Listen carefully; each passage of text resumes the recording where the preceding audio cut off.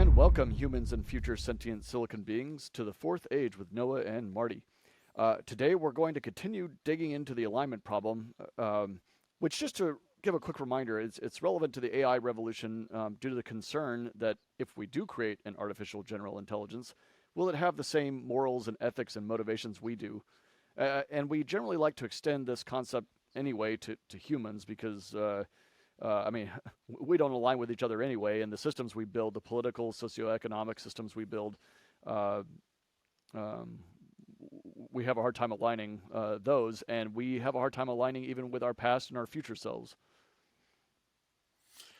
Yeah.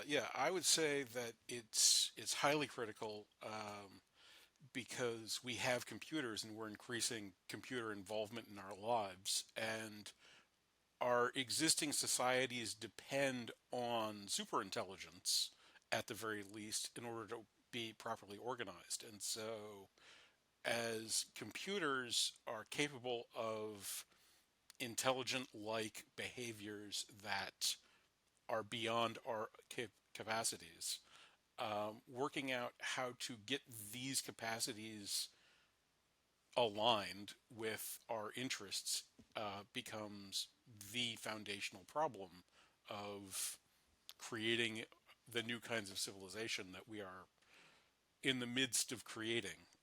Unfortunately, without the participation of most of us, and that's a bad thing.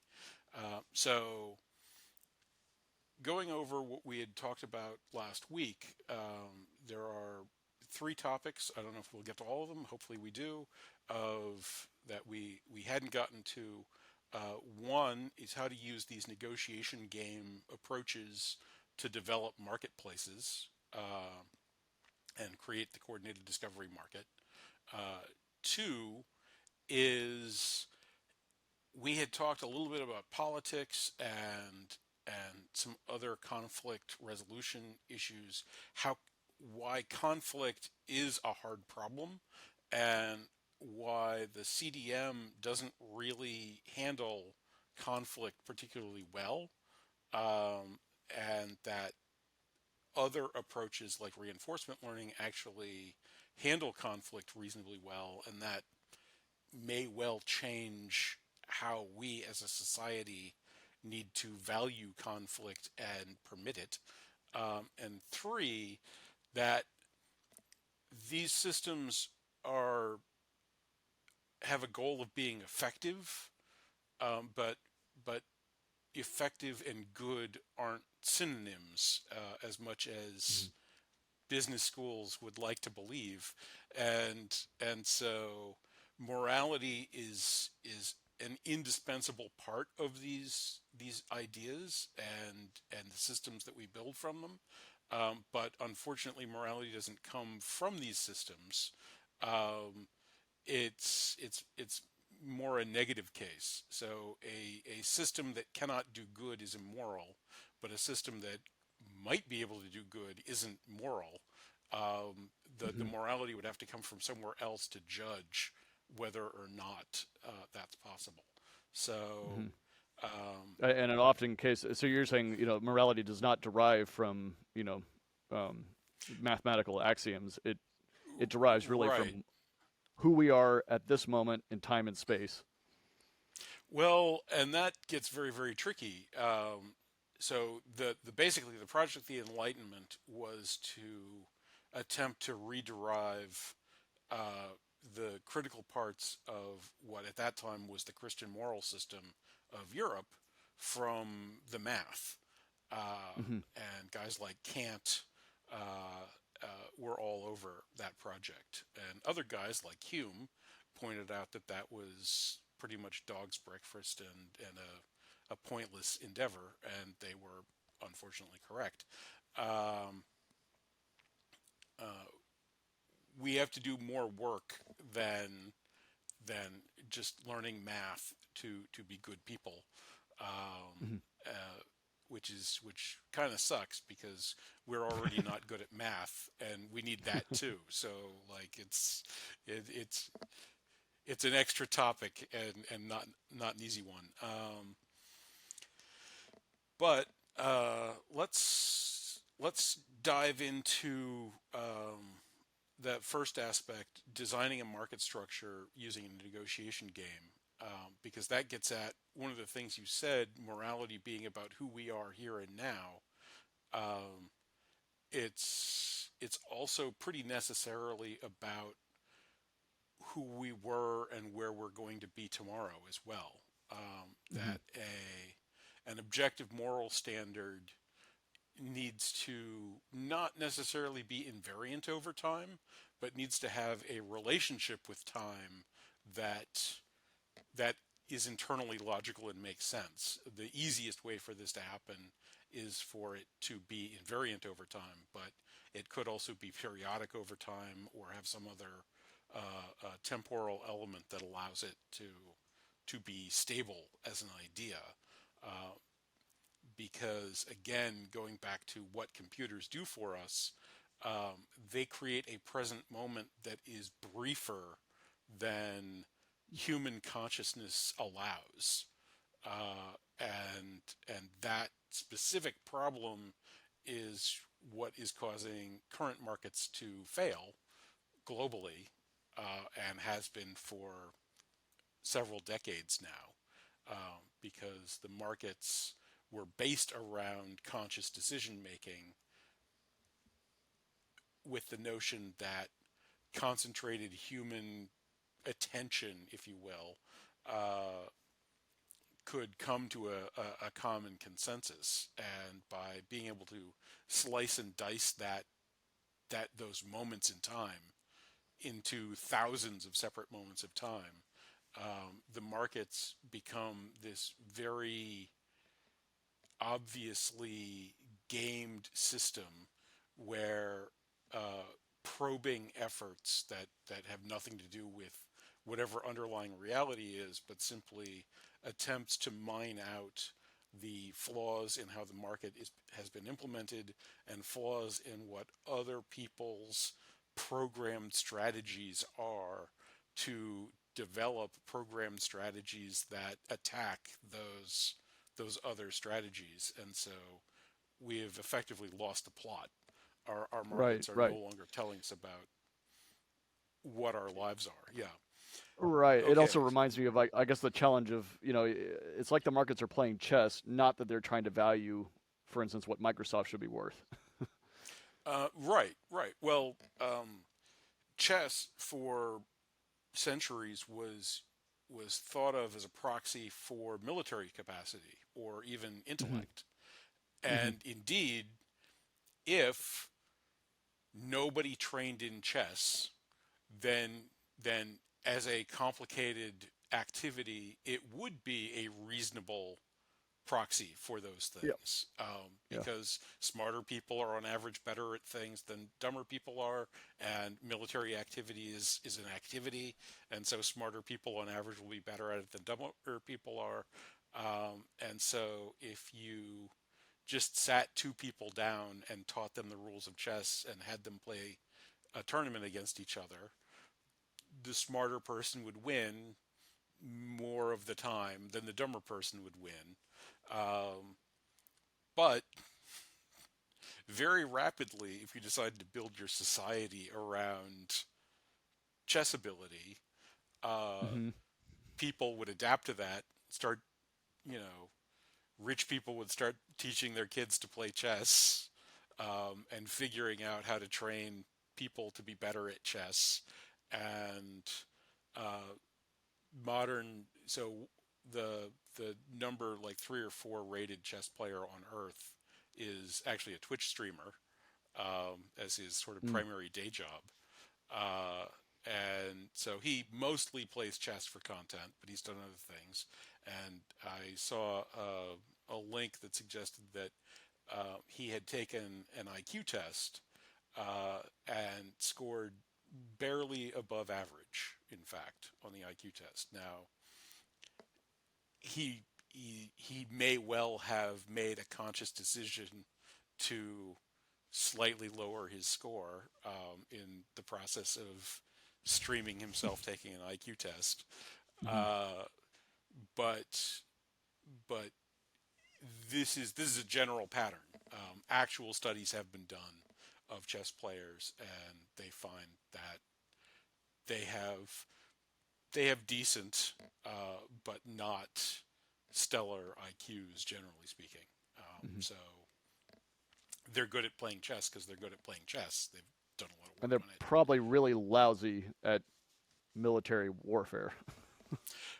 At this point, most of them probably are. Yes, it's become hyper specialized, Yeah. and so yeah, it's that these sorts of things become very interesting once a measurement becomes a target. This is a general principle in economics. It loses its value as a measurement, Right. um, Hmm. and you'll know code metrics. As a programmer, that concept alone should be anathema to you. Uh, Yeah. yeah, Yeah. there was Well, the old thing there about was paying people by the line, it just disincentivizes good behavior. there was a Dilbert cartoon where they were paying people. They decided to pay people for bug fixes, and Uh huh. Wally's So response was like, "I'm gonna write myself a vacation house" or something like yeah. that. Yeah. Yeah. It's a real challenge of. I mean, it's an alignment challenge. Yes, exactly. Um, and so that becomes the primary difficulty, is that we need to account for these things when we're setting up a marketplace or an alignment situation to cope with those kinds of issues. So the Mhm. first thing, I didn't just go on this side rant because I really care about time. The first thing is to account for time and to recognize Uh, that in fact nobody cares about what the price is right now, because right now is over. Like, right. Right. before I even say the Just word now. now, Yeah. right? Yes, it's too late. That was then, Yeah. but Uh huh. like it's over already. So the thing that's interesting and valuable isn't what the price is; it's how the price evolves.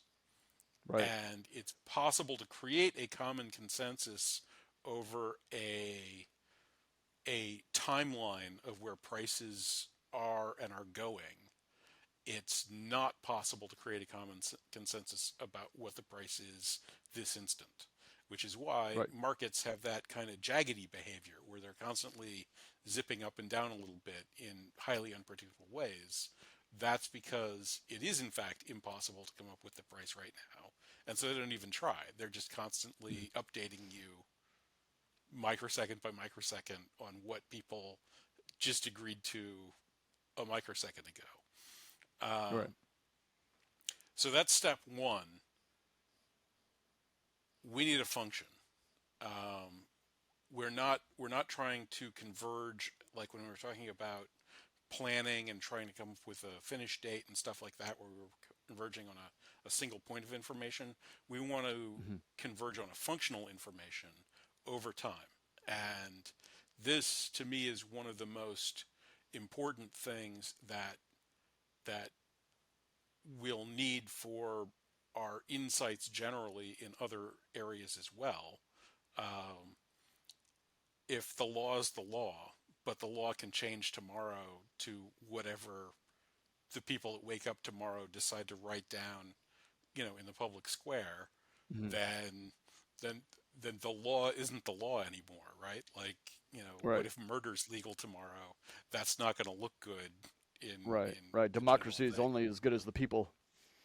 Exactly. So, um, by setting this thing up with the time, we change what it means to have a new opinion from changing changing the final outcome from where it is to where it's going to changing a function, um, Hmm. and that means that we need to be able to tell the difference between one function and another function. We need a distance. Uh, Yeah. A distance function of functions. exactly, in Yeah. in functions, and that's Mhm. something that calculus gives us. Mm-hmm. So the natural metric, a natural metric on functions, is the integral of the absolute value of the difference between two functions. Okay. I think I got that. Can we turn this into So something intuitive? right. So let's think about this. So let's say we had a function that was just a constant. It's a constant zero. Mm-hmm. And now we want to create another function that's going to be distant from this function. And what we'll Mm-hmm. have is that this new function is the same value zero everywhere, except that in the interval from like 10 to 11, it's 1. How Mm-hmm. different is this function from the first function? Well, we integrate, we take the difference Mm-hmm. between these two things, and we get zeros all the way down. We get to 10. Until we get to a The one. difference becomes Yeah. 1. We go across, we get a square basically that's different. Mm-hmm. So the difference between Mm-hmm. these two functions is 1. Now we take a Right. second function. This is the same as the first function. It's just zeros everywhere, but except on the interval from, say, -4 to 3, it's -1. Mm-hmm. So we do the same thing. We come up, we get to -3. The difference between these two is -1, It's but we negative take the one. absolute value, so it's 1. It's We one. go Okay. over 1, we get the same square. And so the distance from the original all zeros everywhere function to either of these other two functions is 1 difference. Mm-hmm. It doesn't Mm-hmm. matter whether it's down or up.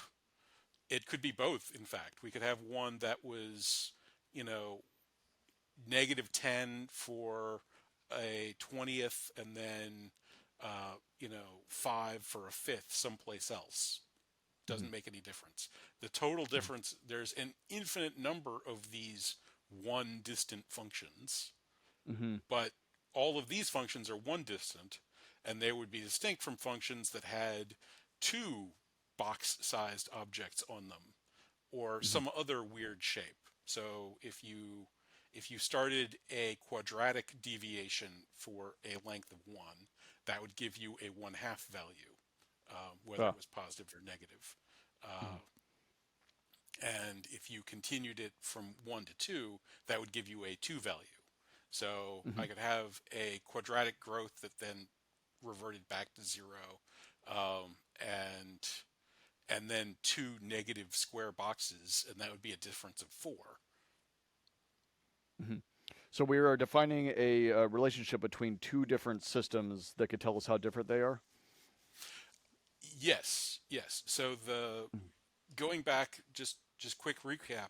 The way the negotiation game works is that uh, the system has its initial picture of what everyone's agreeing to, and Mm-hmm. then people can tell it new information of what they should all agree to, and the people have to pay based on how much information they're providing. And so what we need is a simple metric that tells us how much you're trying to change what everybody's agreed to. Mm-hmm. Okay. Right. So that becomes the simple metric.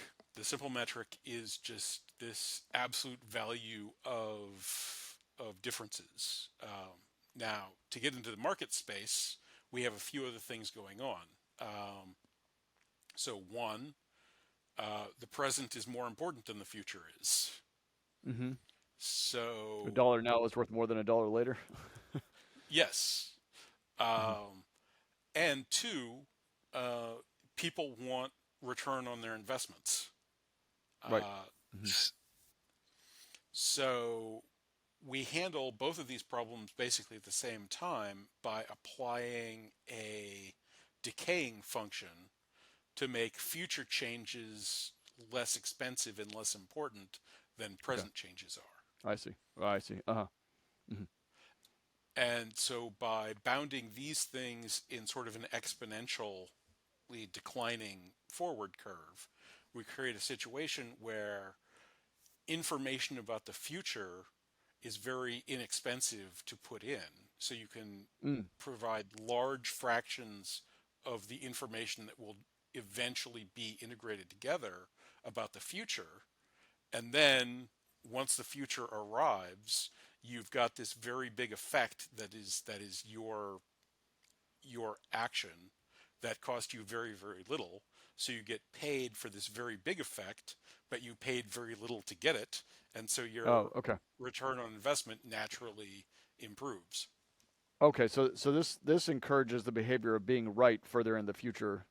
So like if I can be right that it'll be sunny on 5 days from now, then and I turn out to be right, then I will have a bigger windfall. Correct. Okay. And what if I'm wrong? Same thing, a bigger loss, Well, your loss, depending on the remember, function. losses are always bounded by your investment. So the worst you Okay. can do in this environment is that you get nothing back. And so what Okay. actually happens is that your loss is not larger because your loss is bounded Mm, by your investment, which if it's in the mhm. further in the future, the lower it is. So Okay. by delaying your or by pushing out your forecasts, you increase the potential return rate of your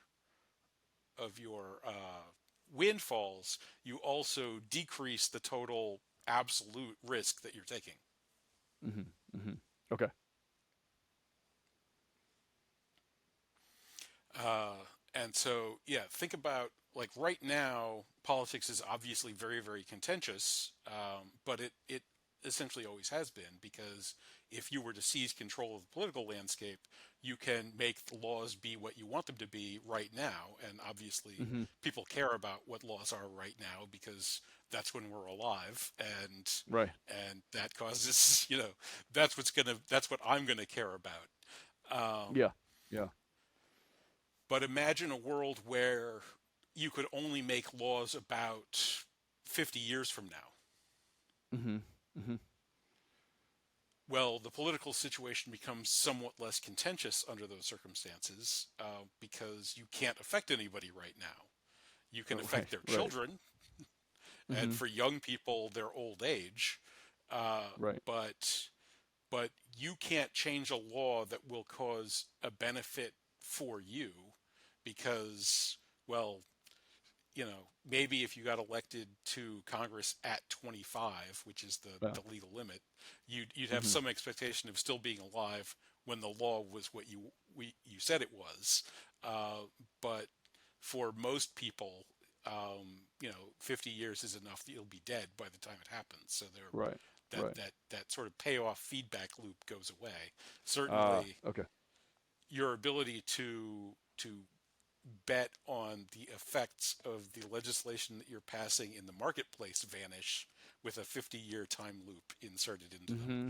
Um, Right. Right. Yeah. Obviously, lots of challenges, but it would. Are you saying it would remove the corruption inherent in politics? I wouldn't go as far as that Hmm. because we will Diminish it. increasingly see, well, it would eliminate the kinds of corruption that we see in our present politics. Hmm. Um, but because people don't really care, it would likely create wide open spaces for vastly increased corruption in other Hmm. areas where corporations or Mm. crime A longer families or living. other people with decent points of view would without opposition from people who care about who cares about what a law that will be passed 50 years from now says. Hmm. uh, Plus, with computer engagement, it becomes more and more reasonable for other kinds of manipulations of that system to become incredibly bad. Also, there's a reasonable argument to be made that our current legal structure, being self contradictory, isn't actually sufficient to having a society. And so we actually need it to be fixed, and we can't wait around 50 years Yeah. for it to be fixed. So Right. Right. Right. um, Not to mention all the other I'm problems that are a little more right, timely. yeah, right, yeah. So I'm not proposing this as a Yeah. serious solution. I'm just pointing out that as sort of a thought exercise, if you time dislocated uh, the the activities available to the powerful, then Hmm. a lot of the things that they currently do to benefit themselves wouldn't benefit themselves anymore, and so they'd Hmm. have to Hmm. stop doing most of what they're currently doing. Um, Hmm. so that what this system does by setting things up that way is gives people the option essentially to decide to increase the value of the contribution that they're making and consequently the returns that they can achieve, and simultaneously decrease the risk that they're undertaking to achieve that.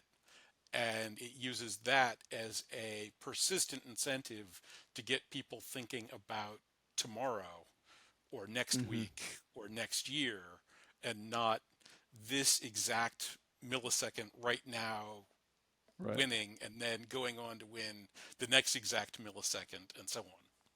Right. Right. So the next trick that we can do with this, because we still have to take capital from people for these investments. Uh, what we can do is, because you're making a proposal about where you say prices are going, and Hmm. because the market has some relatively established notion of what the deal flow looks like. Hmm. So the market, after it's been established for a little while, it's going to be doing a sort of a certain number of trades per day, if you will. Right. We can multiply the market's expected deal flow numbers based on its historical performance by your proposed prices and calculate what the marketplace's commissions are going to look like, and Mm. consequently what your pro rata share of that commissioning structure looks like. Hmm. So you're making a claim that is going to turn out to be 10% of the information 3 years from now. We can multiply your claims by deal flow, divide by 10, and work out what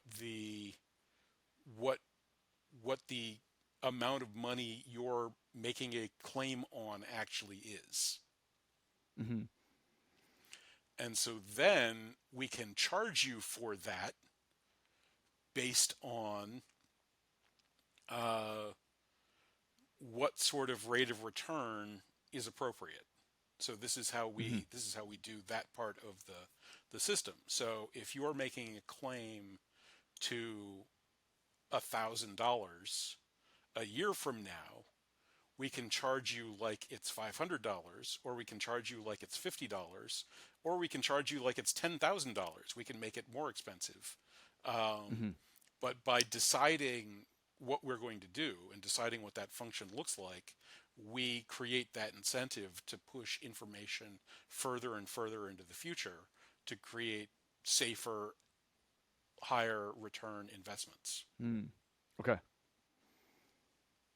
Now, just curious in terms of alignment, with whatever moral ethical system people out there might have, does this benefit people with more money? Uh, Not really. So the way Hmm. I usually just sort of back of the envelope this is based on 100% rate of return. Okay. And so under those circumstances, if if you're a person, let's say we have two people, Adam and Bob. Adam has tons of money, but he's dumb. Bob has very little money, but he knows exactly what's going to be happening in the future. Okay. Um, Adam can't really put investments into the system that make him money, uh, Right. because when he makes a bet, sometimes it's a good bet and he makes money, and sometimes it's not a good bet and he loses the bet. Right. Uh, Right. And he probably needs the money right now for food. Or He might need the money, but Adam's got a lot of money. He's okay. okay, yeah, yeah, Bob, on the other hand, doesn't have very much money, but got it. Bob's Got him always right. confused. Bob knows exactly what's Uh-huh. going to happen. Okay, Okay. well, at 100% rate of return, Bob's investable money doubles every year.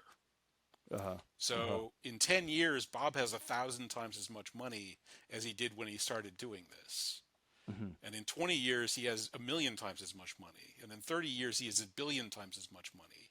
So even if Adam is a billionaire and Yeah. Bob had $1, in 30 Hmm. years, Bob is a billionaire and Adam has essentially the same amount of money that he used to have before he started putting noise into the marketplace. Okay. Maybe a little bit So your less. current amount of money is transient. Your ability to predict the future is where the value is.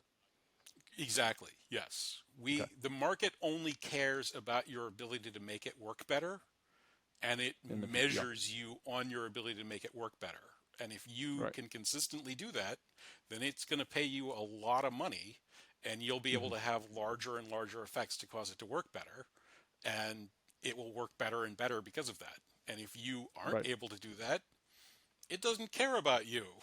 It only cares about Yeah. working better. Right. Okay.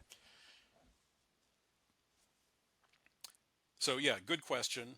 Um, there is, I call it the Bill Gates gets an aneurysm proposal. So Uh-huh.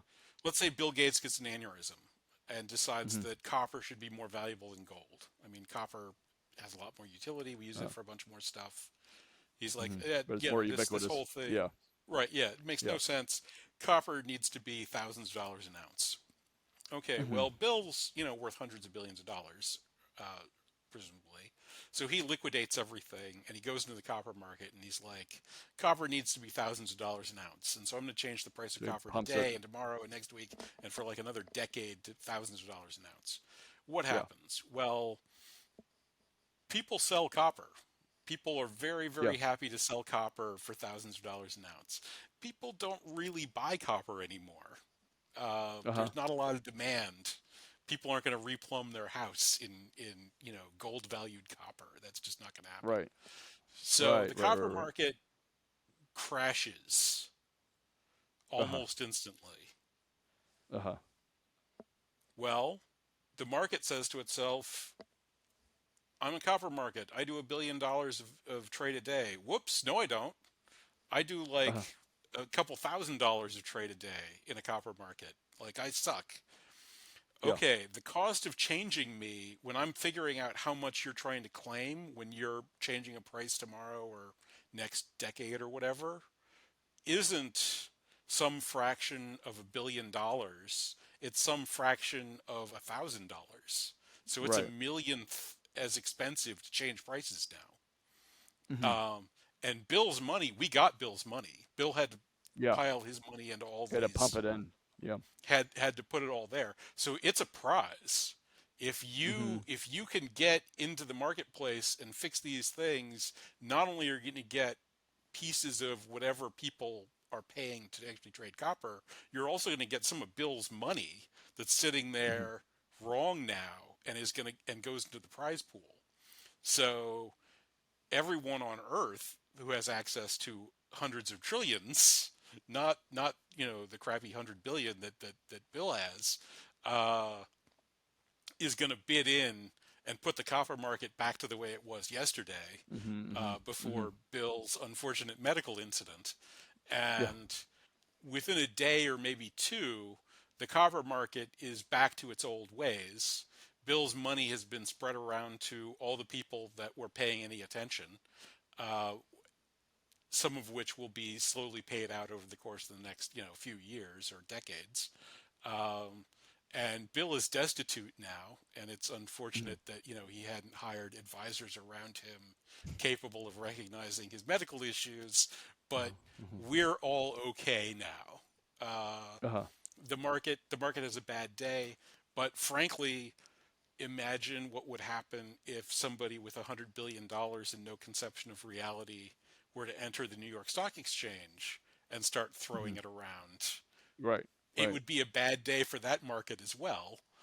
Yeah. Um, but I see. with much worse downstream repercussions being quite likely. So this relates to the alignment problem through, is this sort of like Bill comes in with his opinion, it shocks everything, but it's a brief effect that within, a certain amount of time, it comes back to the average. Yeah, yeah. So I think that's a good general principle to put your finger on. Uh, the There's philosophical problems with predicting the future. And Right. so this is you've mentioned this a number of times. This is a very common thing in machine learning and AI, is that predictive analytics is what's important. Hmm. I'm not really convinced by that. And this is Hmm. one of the reasons why, is that the ability to predict the future implies the ability to manipulate the future, implies the inability to predict the future. Uh, uh, it's almost paradoxical. Right. Yeah, yeah. Hmm. If I can know what will happen tomorrow, then maybe I don't like what I know about what's going to happen tomorrow. So maybe I do something about it. In which case, Right. what I know Right. doesn't happen tomorrow. Right. So, in order for the future predictions to be both valuable and valid, they have to be such that the people who are aware of them will want to have them happen and would work towards their Hmm. execution. And Hmm. that's where a market scenario, one, encourages that, but two, needs to bear in mind that you can't be perfect. And so flaws will happen. And Hmm. so a critical part is, what does flaw recovery look like? And Right. Right. for, for me, flaw recovery needs to look like ordinary operation, Hmm. because humans in general, and again, it's that whole paradox problem, people don't really mode switch well. They're like, Hmm. this is my day to day. Oh, it's an emergency. I need to change how I'm behaving. Well, uh, in most cases, when you change how you're behaving for an emergency, you make things worse rather than better. Hmm. Um, you're sort of your ordinary self. You're loose. You're relaxed. Suddenly, a threatening situation comes up and somebody's attacking you. You tense up. You tighten up, and now you're all stiff and you get hit in the face because you don't have the reaction time to block things anymore. Right. Um, you know, the I was trained in nuclear engineering. We went over things like 3 Mile Island. Mm. That they freaked out. Yeah. They Yeah. they didn't do the things that they should have done. They did do things that were different from what they ordinarily did. In retrospect, they would have been better off to ignore the emergency and just behave the way they normally behave. And Hmm. this is not uncommon. There was a study that was commissioned post COVID, that looked not just at the COVID response, but also other medical responses to various other plagues that were considerably more serious. And the conclusion was that governments basically can't handle emergencies, and so what they Yeah. ought to do is ignore them. That might be good advice. That's not politically functioning advice. Hmm. So I'm Yeah. like, Yeah. Yeah. Well, I don't know how much the. Oh, yeah, sorry. I wanted to just ask a little bit more about the predicting the future because it seems to me the in this model, uh, predicting the future is advantageous if either you have no effect on the future. So, like for instance, if I could predict Microsoft stock goes up 10% tomorrow and I invest $1,000, I'll have no material effect on the market. And or another approach could be that I have that information and I still use it in a way that will not change the future, but I can still benefit from it. So, like I'm thinking about the example of the English discovering cracking the Enigma codes in World War II, and then having this dilemma that if they use that information, the Germans could catch wind of this and then change it. So they had to randomize and not, some people had to die under their direction because otherwise the Germans would know, and so they had to use that information at the right time and place to affect the future. Yeah, yeah, and that so that gets into the number two limitation, how conflict changes the moral calculus. Uh, Mm, mm-hmm. because I've set this marketplace up as a situation where everyone benefits the more economic activity there is, and everyone loses the less economic activity there is. Everybody's basically on the same side. Everyone Mm-hmm. wants more or less perfect predictions of the future to exist forever, so that producers and consumers will have very clear ideas about how to precisely plan their businesses to function Yeah. under all circumstances. And whenever an error happens because an asteroid falls out of the sky or popular delusion takes over or whatever, um, everybody is still interested in getting everything back onto track as Back soon to as normal. Okay. possible. But Everyone's a winner. yeah, yeah. Well, and that's the core tenet of the negotiation game, that Mm-hmm. that there's an everyone's the winner outcome where everyone, even the most marginalized person in the system, would lose by abandoning whatever was come to. Uh-huh.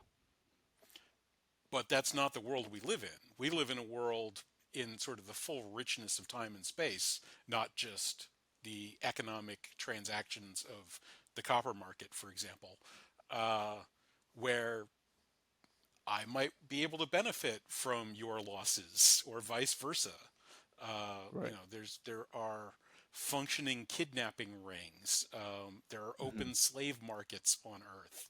It's not all kumbaya, uh, Mm-hmm. and so this introduces difficult problems in alignment when we step outside of scenarios where we actually can get everybody on the same page, Mm-hmm. because if you can have that effect, if your actions can change the future in ways that will benefit you to the detriment of others, Mm-hmm. then a purely find me good things to do outcome will find those outcomes for you, Mm-hmm.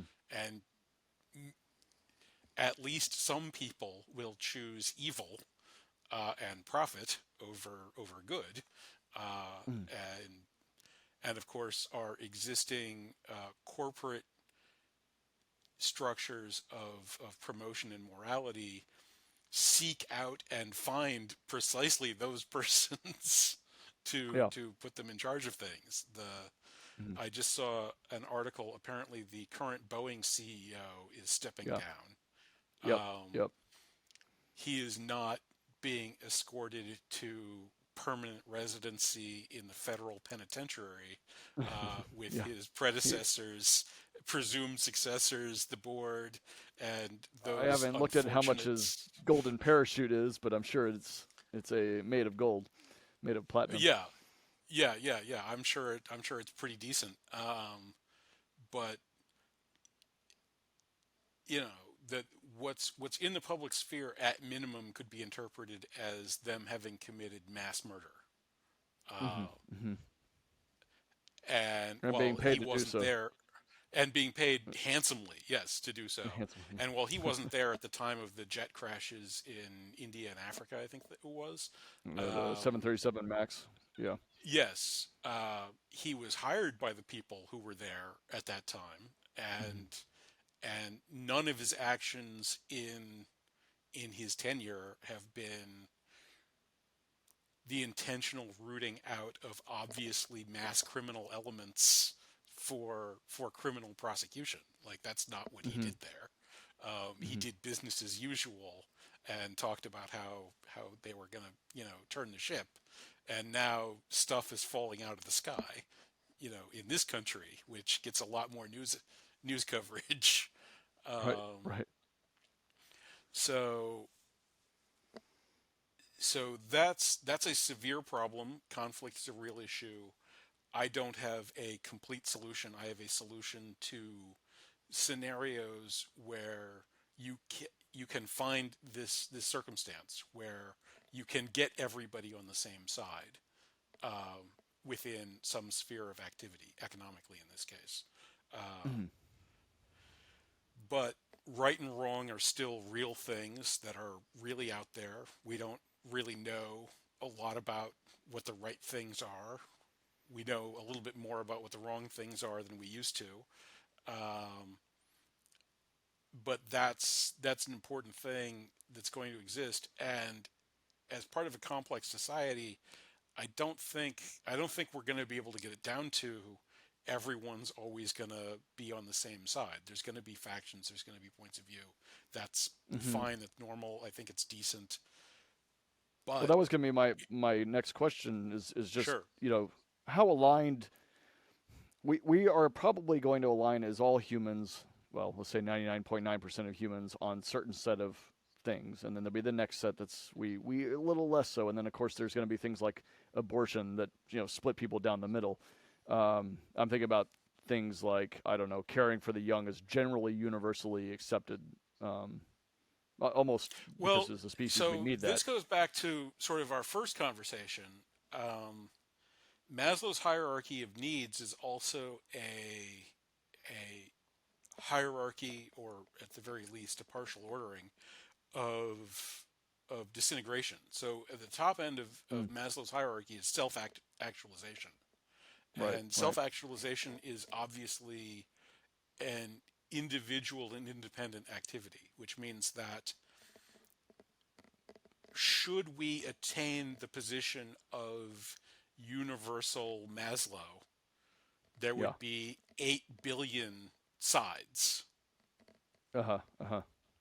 Or everyone's the same. And, well, no, where Yeah. everybody's different. If Okay, you okay, become who sure. you Yeah, truly are and I become who I truly am, that's not the same person. You're you and yeah, I'm yeah, me. yeah, And so if yeah. everybody becomes who they truly are, then there's 8 billion factions on Earth. Mm-hmm, mm-hmm. And Maslow is important psychologically, uh, but it's even worse than that because there's sort of an inverted pyramid on top of that is society, where Mm-hmm. it's not good enough to be individuals. Like if you were just an individual, you wouldn't have kids Mm-hmm. Mm-hmm. because barring some like unknown biological breakthrough you made, uh, you you need some help with that. Right. So Right. Yeah. so once we get into that, if we're going to kind of like keep going further and further up the hierarchy to what you need for families and societies and civilization generally, we would not merely have at our full limit, 8 billion sides, but we would have all of the factional, possible breakdowns of those 8 billion sides. Um, Mm-hmm. and since every person could belong to a faction that included any set of other persons, that would be 2 to the 8 billion potential factions. Um, Mm-hmm. and and that's a pretty decent sized number. Yeah. That number has 2.4 billion ish, digits in it, for Yeah. example. Yeah. Yeah. Yeah. Um, and so that gets crazy bad.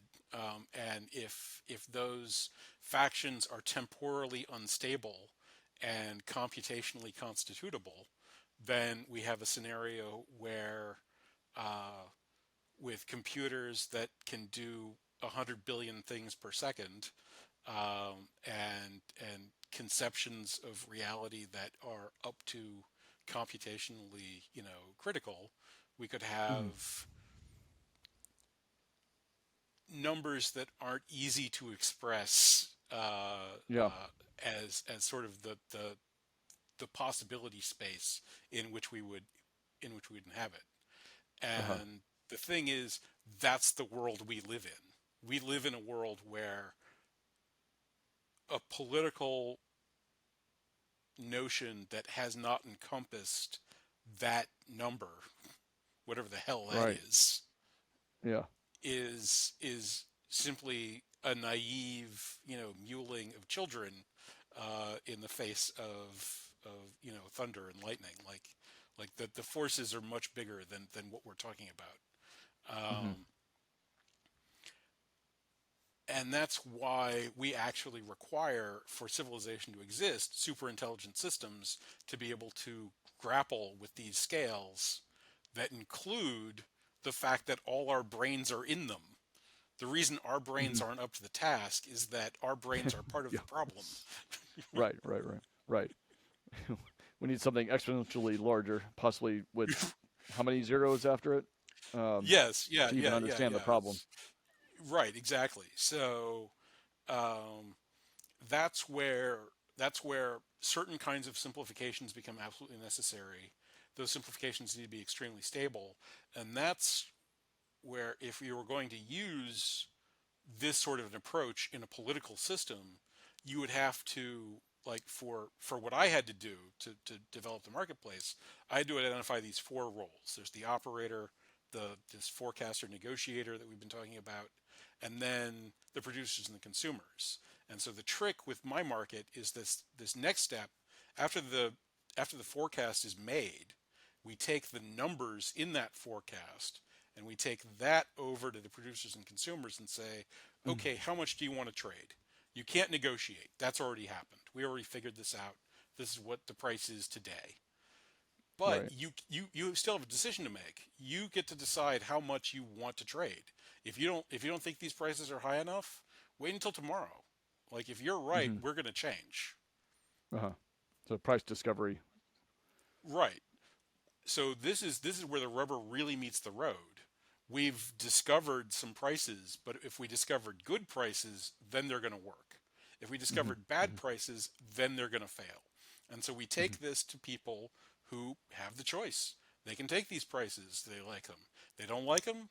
They tell us to piss off. Like, we'll be here tomorrow. Hopefully, we'll have prices that they like then.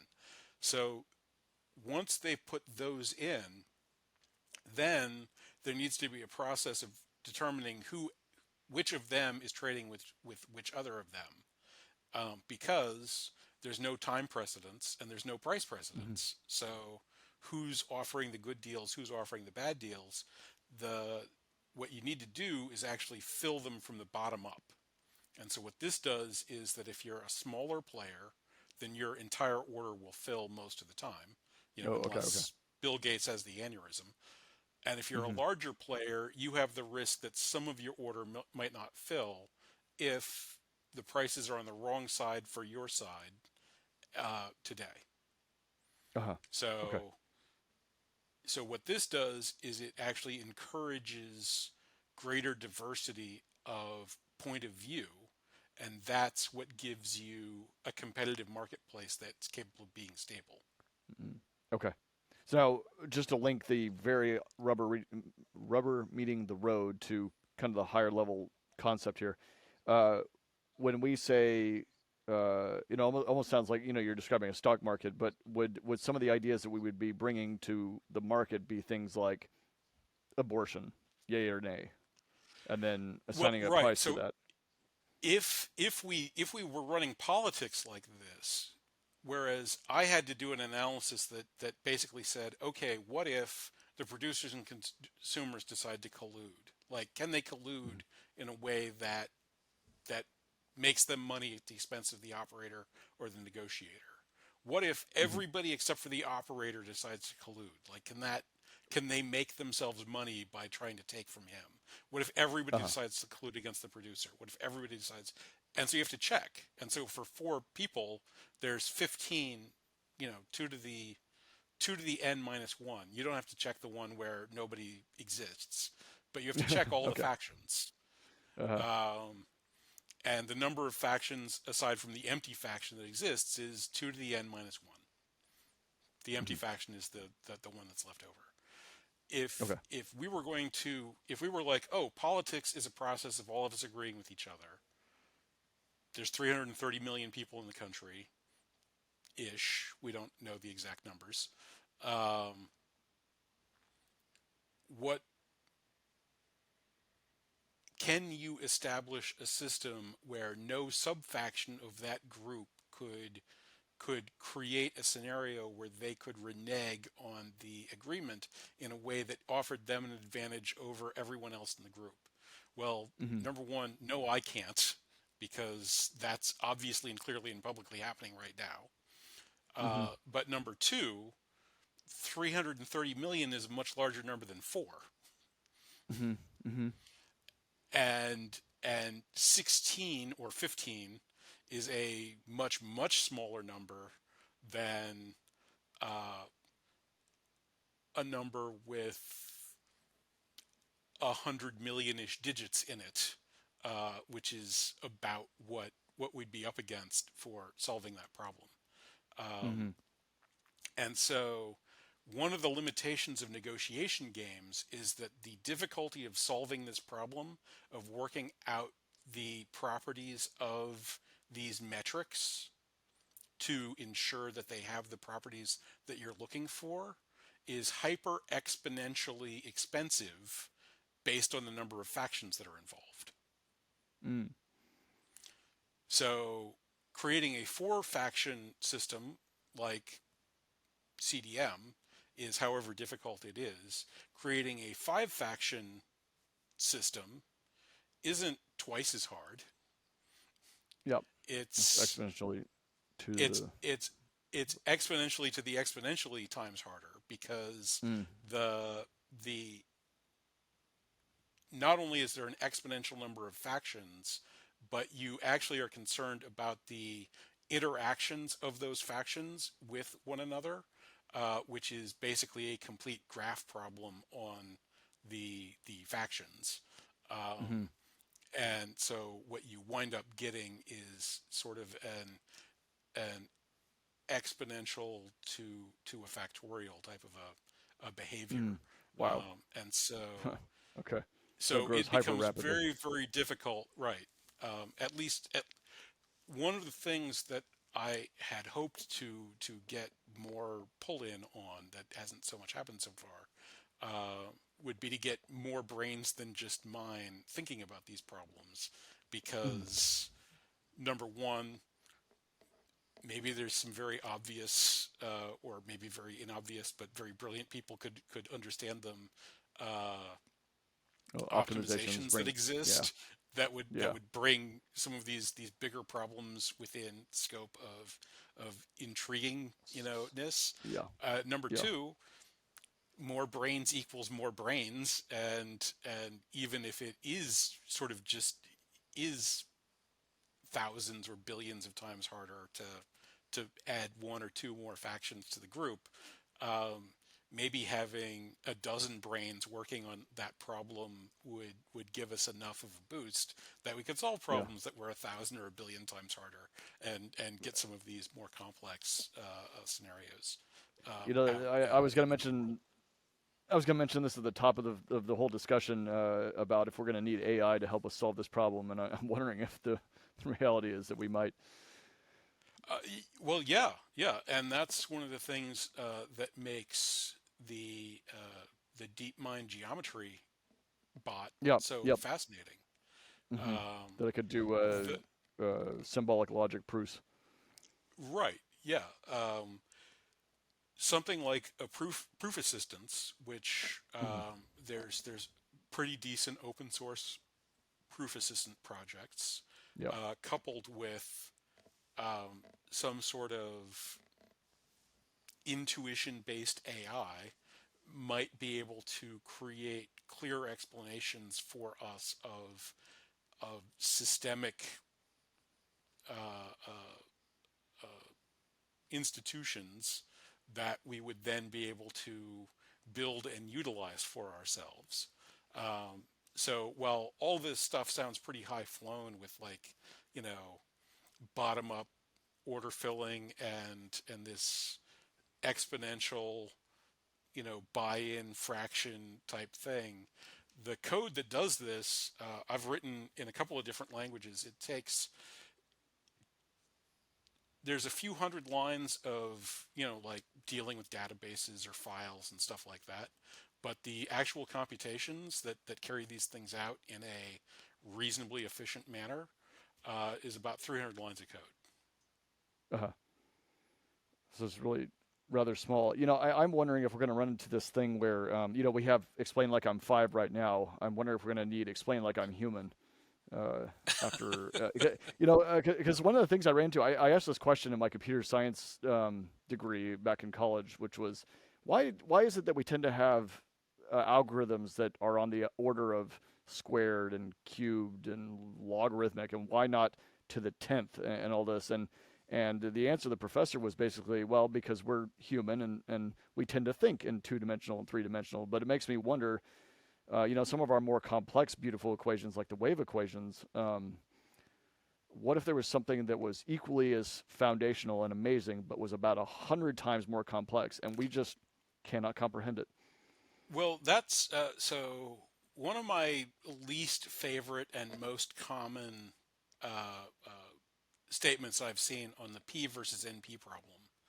Uh-huh. And the Google guys, for example, are on board with this, is that P doesn't equal NP because the advantages that accrue to an organization or an organism from utilizing P equaling NP are so huge that if it did, we would observe living things that were Oh, doing NP stuff as the ordinary course of their okay. day-to-day lives.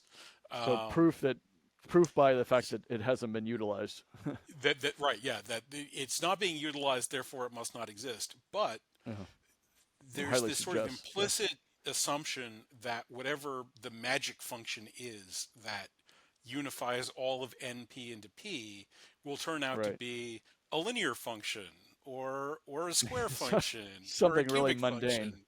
Right. But what if the Right. universal function's exponential is some sort of like Graham's number or tree 15 or some other Yeah.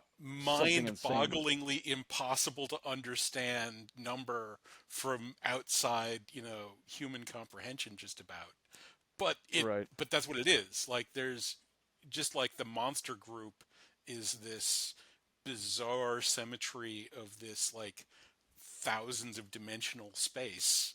What if out there in algorithm land there's some sort of magic key in the in numbers whose that can't really be expressed in any reasonable fashion, that are like 10 to the 10 to the 10 to the 10 to the 10, Yeah. We don't even have a numbers to near describe it. Yeah. infinite Or we number don't. of Yeah. times. Yeah. Right. What if that's the magic? What if that thing solves the traveling salesman Yeah. problem Yeah. in polynomial time? Um, Right. but our primitive tiny brains inside our small constrained universe that we're aware Yeah. of just don't have the mass energy to really be using things like that. Well, obviously, evolution wouldn't be exploiting that fact about reality because the systems that you're looking at are just too low a scale to take Yeah. advantage. Yeah. Wasn't necessary. Yeah. Yeah. Right. Right. So okay. So next time we'll cover the limitations on conflict. Like go back into that a bit, Yeah, and yeah. then I think dive into there's morality, the challenges of well, morality. we talked about morality, I think, a lot here, but yeah, I think that's another interesting thing that we can keep working on. And yeah, we've got sort of basic presentation, so I think we've got room to grow there.